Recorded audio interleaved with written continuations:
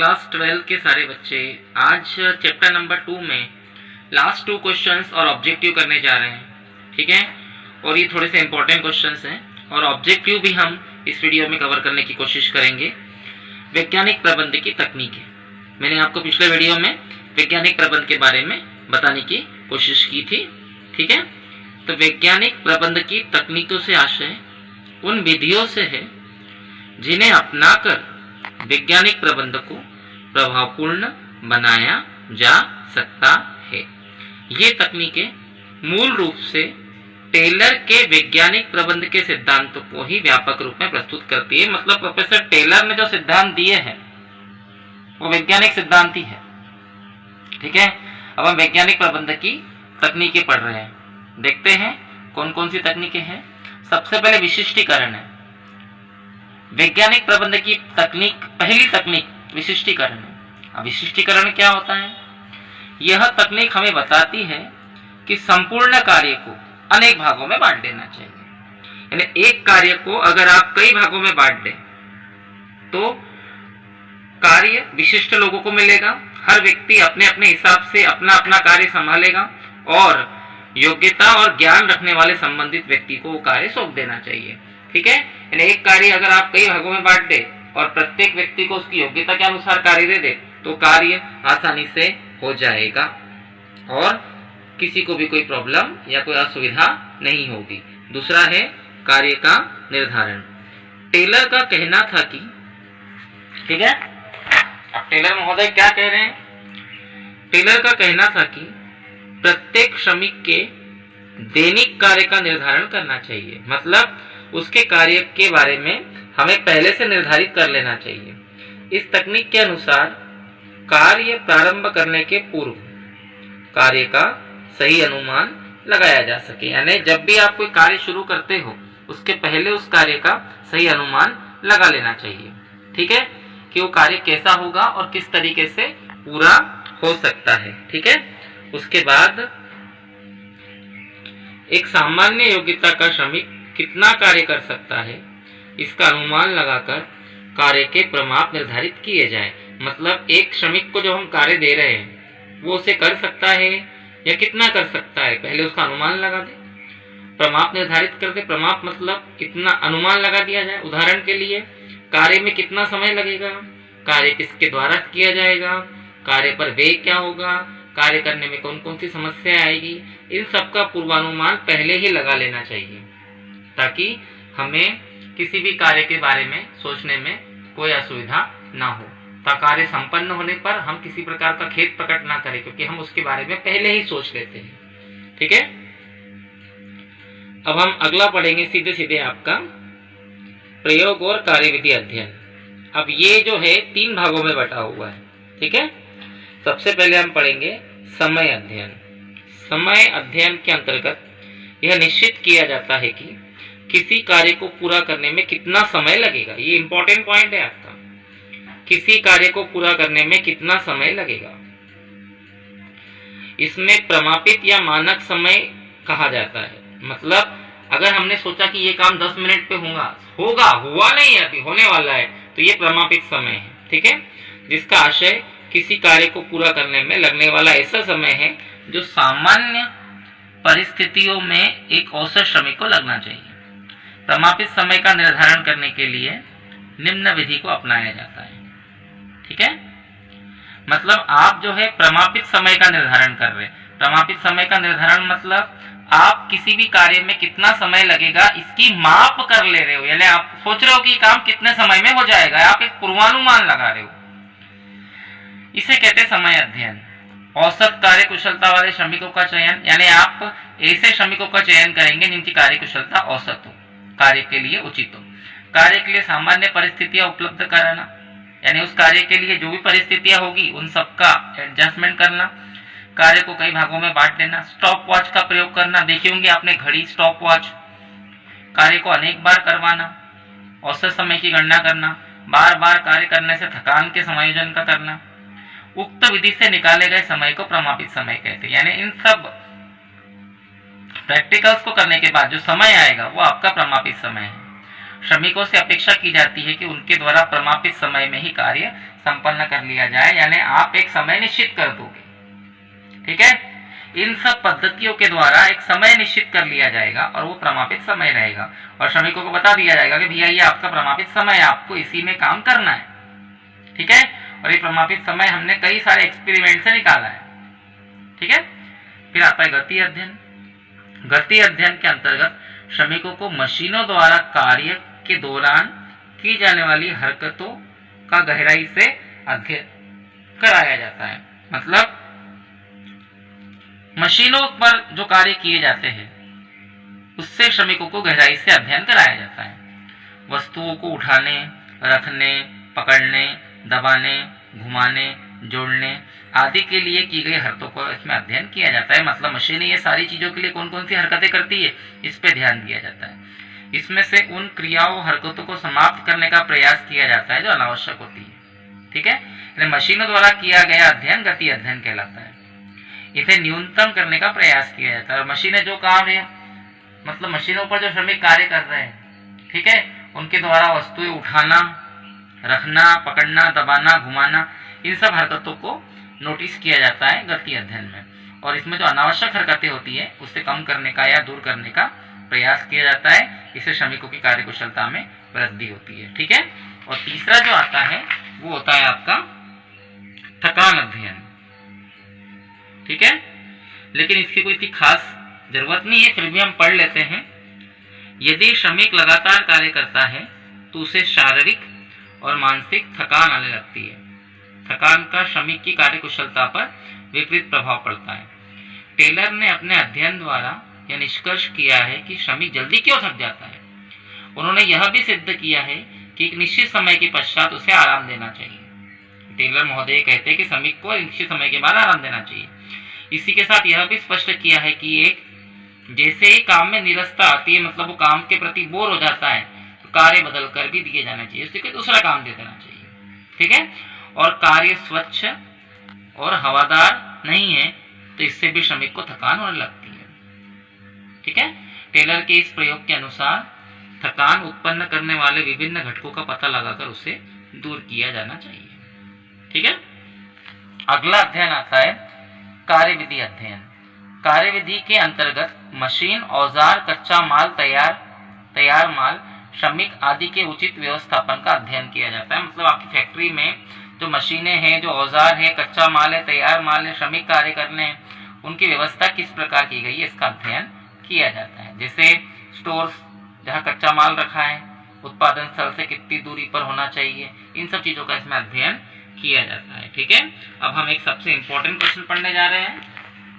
यह है समय अध्ययन और गति अध्ययन में अंतर। एक इंपॉर्टेंट क्वेश्चन है। इसके बाद हम सीधे आपके इस चैप्टर के ऑब्जेक्टिव पे आ जाएंगे। ठीक है, इसका आशय है उस अध्ययन से होता है समय अध्ययन जिसमें सामान्य परिस्थितियों में एक औसत श्रमिक को कार्य को संपन्न करने के लिए कितना समय लगता है। समय अध्ययन मतलब एक श्रमिक को कार्य संपन्न करने में कितना समय लगता है, इस चीज का किया गया अध्ययन समय अध्ययन कहलाता है। इसके अंतर्गत कार्य के दौरान श्रमिक किस प्रकार की शारीरिक हरकतें करता है और अनावश्यक हरकतों को समाप्त किया जाता है। अभी समझाया है मैंने आपको। ठीक है, समय अध्ययन में कार्य के दौरान श्रमिक कौन कौन सा कार्य कितने समय में करता है इसका अध्ययन किया जाता है। और गति अध्ययन में श्रमिक मशीनों की सहायता से या अपने द्वारा की गई सभी हरकतों पर ध्यान रखा जाता है और जो अनावश्यक हरकतें होती है उसे दूर करने का प्रयास किया जाता है। उद्देश्य इस कार्य के प्रमापित समय के निर्धारण के लिए किया जाता है। मतलब समय अध्ययन जो होता है ना, किसी भी कार्य के प्रमापित समय के निर्धारण के लिए किया जाता है कि किसी भी कार्य को करने में कितना समय लग सकता है। और इसका उद्देश्य अनावश्यक हरकतों या क्रियाओं को समाप्त करना और उसे कम करना, न्यूनतम यानी कम, यानी जो अनावश्यक हरकतें होती है उसे कम करना इसका उद्देश्य होता है। आवश्यक सामग्री, इसके लिए स्टॉप वॉच का प्रयोग किया जाता है। स्टॉप वॉच एक घड़ी की तरह होती है और गति अध्ययन के लिए कैमरों की आवश्यकता होती है। कैमरों की सहायता से मजदूरों की हरकतों पर नजर रखी जाती है। पूर्व पश्चात समय अध्ययन पहले होता है, गति अध्ययन समय अध्ययन के बाद होता है। मजदूरी, इसमें प्रमापित समय के पूर्व काम करने पर श्रमिक को अधिक मजदूरी मिल जाती है। मतलब अगर प्रमापित समय 10 घंटे निश्चित किया और मजदूर ने वो काम 8 घंटे में कर दिया तो उसे अधिक मजदूरी मिलती है। इसमें अधिक या कम मजदूरी की बात लागू नहीं होती, क्योंकि यहाँ श्रमिकों की हरकतों को कम किया जाता है जो अनावश्यक हरकतें होती है। इसका संबंध श्रमिकों की कार्य क्षमता में वृद्धि करना है, ठीक है, और इसका संबंध श्रमिकों की हरकतों को कम करना है। इस टाइप से इंपॉर्टेंट क्वेश्चन आपका बन जाए। हम कुछ ऑब्जेक्टिव्स कर लेते हैं, ठीक है। ऑब्जेक्टिव्स, अब जितने भी थ्योरी के क्वेश्चन आपने किए इस चैप्टर के लिए उतने काफी थे। अब आप ऑब्जेक्टिव पे आ जाते हैं, ठीक है। प्रबंध के सिद्धांतों के जनक किसे कहते हैं? वे प्रबंध के सिद्धांत दो लोगों ने दिए, हेनरी फेयोल ने 14 दिए और वैज्ञानिक प्रबंध के सिद्धांत प्रोफेसर टेलर ने 4 या 5 दिए हैं, लेकिन प्रबंध के सिद्धांतों का जनक हेनरी फेयोल को कहा जाएगा। प्रबंध के सिद्धांतों की विशेषता नहीं है। प्रबंध के सिद्धांत सार्वभौमिक होते हैं, मतलब सब जगह होते हैं, गतिशील भी होते हैं, निरंतर चलते रहते हैं, सापेक्षिक भी होते हैं, ठीक है, लेकिन स्थिर नहीं होते। स्थिर मतलब एक ही बार लागू नहीं होते, ये परिस्थिति के अनुसार बदलते रहते हैं। तो ये स्थिर जो है ये इसकी विशेषता नहीं है। निम्न में से हेनरी फेयोल का सिद्धांत नहीं है। कार्य विभाजन ये हेनरी फेयोल ने सिद्धांत दिया है। आदेश की एकता ये भी दिया है। अनुशासन ये भी दिया है। जब आप 14 सिद्धांत पढ़ोगे ना तो ये 3 सिद्धांत उसमें आ जाएंगे। मानसिक क्रांति ये हेनरी फेयोल का सिद्धांत नहीं है, ठीक है। समय अध्ययन का संबंध किससे है? समय अध्ययन जो होता है ना वो एक प्रकार का प्रयोग है, ठीक है। विभिन्न प्रकार से किया गया एक एक्सपेरिमेंट होता है जिससे पता चलता है कि श्रमिक कार्य कितने समय में करेगा, तो इसे हम प्रयोग का सिद्धांत कह सकते हैं। टेलर और फेयोल के विचारों में समानता क्या है? तकनीकी क्षेत्र, सैद्धांतिक, प्रबंधकीय कि मानवीय व्यवहार। देखिए टेलर और फेयोल जो है इन दोनों ने जो अलग अलग सिद्धांत दिए हैं वो कुछ मायनों में मैच होते हैं और कुछ मायनों में नहीं, लेकिन जो मानवीय व्यवहार है ये दोनों में समानता है, क्योंकि दोनों ने मानव के साथ मानवपूर्ण व्यवहार करने का सिद्धांत बताया है, ठीक है। प्रबंध के सिद्धांत स्थैतिक होते हैं कि गतिशील होते हैं, कठोर होते हैं कि सही होते हैं? तो सही तो होते हैं पर हर कोई सही नहीं मानता उसे। कठोर तो है ही नहीं, स्थैतिक मतलब एक जगह पर भी स्थित नहीं है। ये गतिशील होते हैं, गतिशील मतलब लगातार चलते रहते हैं, समय परिस्थिति के अनुसार बदलते रहते हैं। वैज्ञानिक प्रबंध के जनक किसे कहते हैं? वैज्ञानिक प्रबंध के जनक जो है प्रोफेसर टेलर है। हेनरी फेयोल प्रबंध के सिद्धांतों के जनक है, लेकिन वैज्ञानिक प्रबंध के जनक जो है वो टेलर है, क्योंकि टेलर ने ही वैज्ञानिक प्रबंध का सिद्धांत दिया है, ठीक है। उसके बाद वैज्ञानिक प्रबंध के सिद्धांतों का प्रतिपादन प्रोफेसर फेयोल ने किया। वैज्ञानिक प्रबंध के सिद्धांतों का प्रतिपादन प्रोफेसर FW टेलर ने किया है। और प्रबंध के सिद्धांत गतिशील है ना कि स्थिर। मैंने अभी बोला कि वो गतिशील होते हैं, चलते रहते हैं, परिस्थिति के अनुसार बदलते रहते हैं, स्थिर नहीं होते। प्रबंध के सिद्धांतों के प्रयोग के प्रबंधों की खालिस्तान में वृद्धि होती है। भाई अगर आप अपने व्यापार में प्रबंध के सिद्धांतों का प्रयोग करोगे तो प्रबंधों की और व्यक्तियों की और कर्मचारियों की कार्यकुशलता में वृद्धि होगी। हेनरी फेयोल द्वारा प्रबंध के खालिस्तान सिद्धांतों का प्रतिपादन किया गया है। हेनरी फेयोल ने 14 सिद्धांत दिए हैं, ठीक है। श्रमिकों के समूह प्रमुख को टोली नायक कहा जाता है, क्योंकि जो श्रमिकों के समूह का मेन व्यक्ति होता है, श्रमिकों का जो नेता होता है उसे टोली नायक कहते हैं। टेलर के अध्ययन का केंद्र बिंदु, भाई टेलर के अध्ययन का केंद्र बिंदु जो है वो श्रमिक है, जबकि फेयोल के अध्ययन का केंद्र बिंदु जो है वो प्रबंधक है। ये मैंने आपको अंतर में बताया था, ठीक है। आगे प्रबंध के सिद्धांत मानवीय व्यवहार पर केंद्रित है, बिल्कुल सही है, क्योंकि प्रबंध के सिद्धांत मानव द्वारा मानव के लिए बनाए गए हैं और ये मानव के साथ अच्छा व्यवहार करने का ही आदेश देते हैं, ठीक है।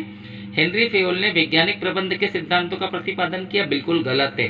वैज्ञानिक सिद्धांत के प्रतिपादन प्रोफेसर टेलर ने किया है। वैज्ञानिक प्रबंध का लक्ष्य श्रमिकों की कार्यकुशलता बढ़ाना है, बिल्कुल सही है। वैज्ञानिक मशीनें जब आएंगी तो श्रमिकों की कार्यकुशलता बढ़ेगी। प्रबंध के सिद्धांत गतिशील नहीं होते, गलत है। प्रबंध के सिद्धांत गतिशील होते हैं, लगातार चलते रहते हैं, परिवर्तित होते रहते हैं। प्रबंध के सिद्धांत सामान्य मार्गदर्शन है, यस, ये व्यक्तियों का और प्रबंधक का मार्गदर्शन करते हैं, ठीक है। इसके बाद सही जोड़ी पे आते हैं। सोपान श्रृंखला, ये जो सोपान श्रृंखला होती है ना, ये सिद्धांत प्रोफेसर हेनरी फेयोल ने दिए हैं, ठीक है। आप लोगों को हेनरी फेयोल के सिद्धांत में ये समझाया गया था, फिर भी इसका कोई और आंसर भी हो सकता है। सोपान श्रृंखला को समतल संपर्क बताया गया, यानी नीचे से ऊपर तक और ऊपर से नीचे तक एक जैसा संपर्क होता रहता है। क्रियात्मक फोरमैनशिप, ठीक है। अभी क्रियात्मक फोरमैनशिप जो होती है टोली नायक के पास आती है, क्योंकि टोली नायक जो होता है वो फोरमैनशिप सभी व्यक्तियों और कारखाने में कार्य कर रहे कर्मचारियों का नेता होता है, ठीक है। प्रयोगों का सिद्धांत, ये जो प्रयोगों का सिद्धांत है वो कहलाएगा गति अध्ययन, क्योंकि गति अध्ययन में प्रयोग किए जाते हैं। मानसिक क्रांति, मानसिक क्रांति जो है FW टेलर द्वारा लाई गई, क्योंकि वो वैज्ञानिक सिद्धांत के जनक है। कार्य विभाजन, विशिष्टीकरण, कार्य विभाजन से कार्य का विशिष्टीकरण हो जाता है, और प्रबंध के जनक जो है हेनरी फेयोल होते हैं। ठीक है, उसके बाद सही जोड़ी और अनुशासन का जो सिद्धांत है फेयोल का है। समय अध्ययन जो है वो आपका श्रमिकों की लापरवाही पर प्रतिबंध लगाता है। समान व्यवहार जो है ये आप लोगों का समता का सिद्धांत है। प्रयोग, ये जो प्रयोग है वो आप लोगों का टेलर ने बताया है। और प्रभावी प्रशासन जो होता है वो आदेश की एकता से आता है, क्योंकि एक ही आदेश से आपका प्रशासन प्रभावी होगा। स्टॉप वॉच का प्रयोग वैज्ञानिक प्रबंध के किस सिद्धांत के अंतर्गत किया जाता है? तो ये आएगा प्रयोगों का सिद्धांत। समय अध्ययन में विभेदात्मक मजदूरी पद्धति का प्रतिपादन किसने किया? तो ये FW टेलर ने किया। उनका कहना है कि मजदूरों को मजदूरी उनके कार्य के हिसाब से अलग अलग प्रकार से दी जाए। हेनरी फेयोल ने प्रबंध के सिद्धांतों का प्रतिपादन किया। तो कितने? 14 सिद्धांतों का। कितने? 14। प्रबंध के किस सिद्धांत के अनुसार एक ही अधिकारी से आदेश प्राप्त होना चाहिए? तो ये आपको मैंने सिखाया था पिछले वीडियो में, देखे, आदेश की एकता। उस सिद्धांत का नाम बताइए जिसमें एक कार्य को उप कार्यों में बांट दिया जाता है। ये कार्य विभाजन है, जिसमें एक कार्य कई विभागों में बांट दिया जाता है। और प्रबंध के सिद्धांत कहाँ लागू होते हैं? प्रबंध के सिद्धांत सार्वभौमिक होते हैं, सभी जगह लागू होते हैं। ठीक है, सर्वत्र आप लिख सकते हो।